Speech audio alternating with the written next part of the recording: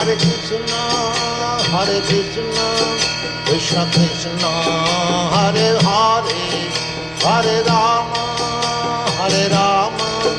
Rama Rama, Hare Hare. প্রশ্ন এসে Ripon Das Saudi থেকে, বাড়িতে ছেলে হলে ভগবানের পূজা করতে পারবে? দয়া করে যদি একটু বলেন। ছেলে হয়েছে আনন্দ, তাই না বাড়িতে, কিন্তু ভগবানের সেবা বন্ধ করবেন কেন? আরো তো বেশি করে ভগবানের সেবা করবেন। নাকি আপনার বাড়িতে ছেলে হয়েছে আনন্দ আর ভগবানের সেবা পূজা বন্ধ, ভগবান না খেয়ে থাকুক? এটা তো অন্যায় কথা। আরো বেশি করে সেবা করবেন, ভগবানের কাছে প্রার্থনা করবেন ছেলের মঙ্গলের জন্য, স্নান করে তারপরে অবশ্যই ভগবানের সেবা করবেন।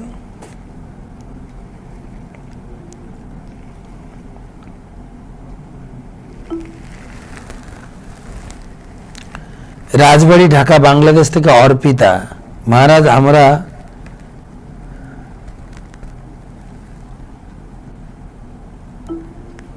বেদান্ত সূত্র শুনে থাকি, বেদান্ত সূত্রগুলো আসলে কি?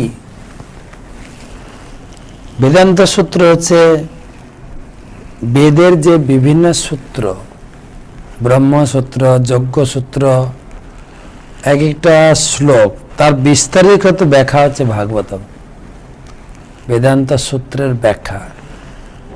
তাই ভগবানের দাস, এরকম একটা সূত্র আছে, তার ব্যাখ্যা হচ্ছে ভাগবতম।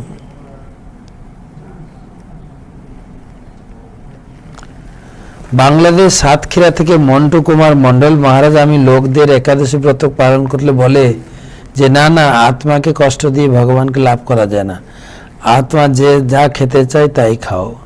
সেই প্রশ্নের উত্তর দেওয়া যায় কি? সবাইকে আপনি উত্তর দিতে পারবেন না।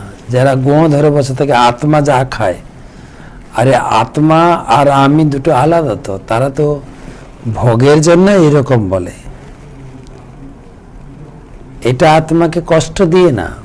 ভগবত সেবা হচ্ছে, একাদশী ব্রত হচ্ছে, ভক্তিবিনোদ ঠাকুর বলেছেন, মাধব তিথি ভক্তি জননী যতনে পালন করি,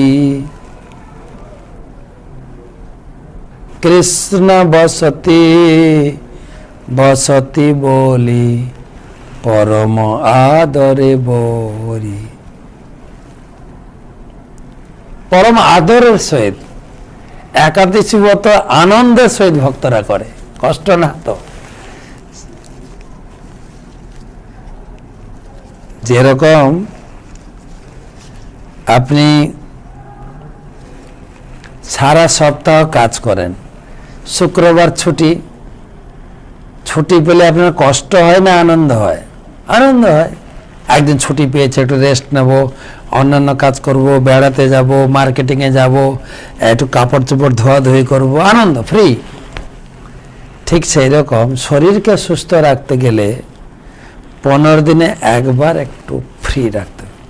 তারা, সেটাও তো মেশিন, তারাও তো বিশ্রাম চায়। এখন আপনি কিভাবে বোঝাবেন? সবাইকে তো বোঝানো সম্ভব নয়, আর সবাইকে বোঝাতে চেষ্টাও করবেন না।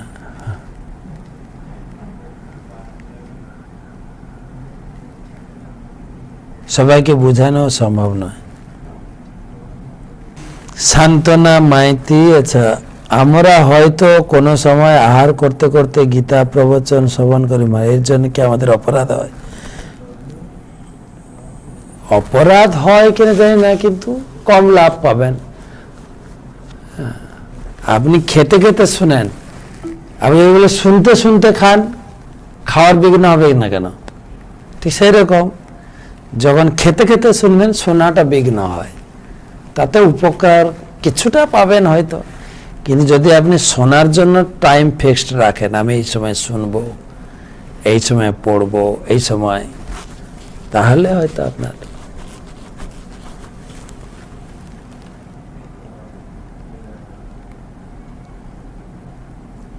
কলিযুগে মহামন্ত্র হরে কৃষ্ণ মহামন্ত্র গীতা ভাগবতের গুরুত্ব কেন? আরে গীতা পড়েই না জানবেন হরিনাম করতে হবে।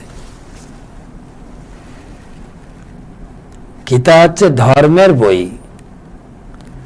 আপনি যখন ইঞ্জিনিয়ারিং হতে চান, ইঞ্জিনিয়ারিং বই পড়তে হয়, তারপর কলেজে গিয়ে পড়তে হয়। তাই আপনি হরিনাম করুন বা ধর্ম যাই করুন না কেন, ধর্মের বই পড়তে হবে, তবে আপনি ধার্মিক হতে পারবেন, তবে আপনি হরিনাম করতে পারবেন।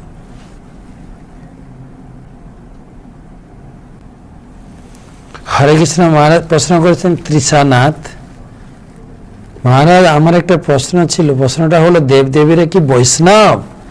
দেবদেবীর কি আমরা কিভাবে সম্মান দেওয়া? দেবদেবী অবশ্যই বৈষ্ণব এবং ভগবানের খুব অন্তরঙ্গ পার্ষদ। তাদেরকে ভগবানের অঙ্গ হিসাবে সম্মান এবং তাদের কাছ থেকে কৃষ্ণ ভক্তি প্রার্থনা করা উচিত।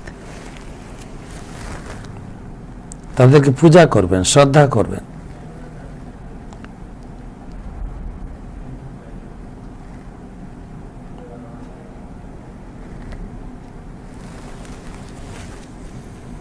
একটা প্রশ্ন করেছেন উত্তর 24 পরগনা থেকে গৌরাঙ্গ মহারাজ, এই অধমের দণ্ডবত প্রণাম স্বীকার করুন। আমার একটা প্রশ্ন ছিল, এই যে অদ্বৈত প্রভু কি অবতার? আমার বলার উদ্দেশ্য হচ্ছে অদ্বৈত প্রভু এর আগে কি ছিলেন? মানে ধরুন নিত্যানন্দ প্রভু বলরাম ছিলেন, গদাধর রাধারানী ছিলেন, নারদমণি ছিলেন, শিবাস। ঠিক অদ্বৈত আচার্য প্রভু ছিলেন মহাবিষ্ণু এবং সদাশিবের মিলিত অবতার। মহাবিষ্ণু এবং সদাশিব।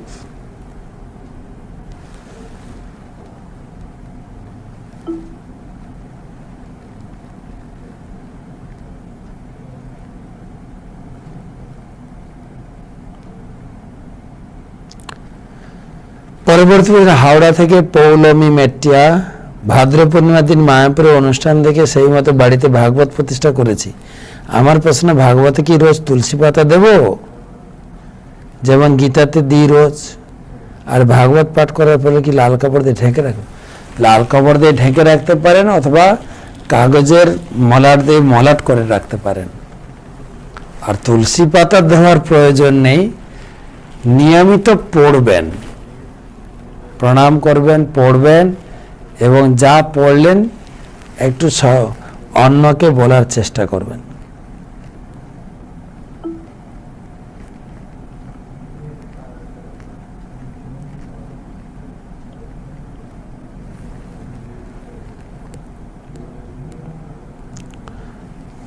ওকে, অসংখ্য ধন্যবাদ। হরে কৃষ্ণ, শুভরাত্রি। ভালো থাকুন, সুস্থ থাকুন, সুরক্ষিত থাকুন।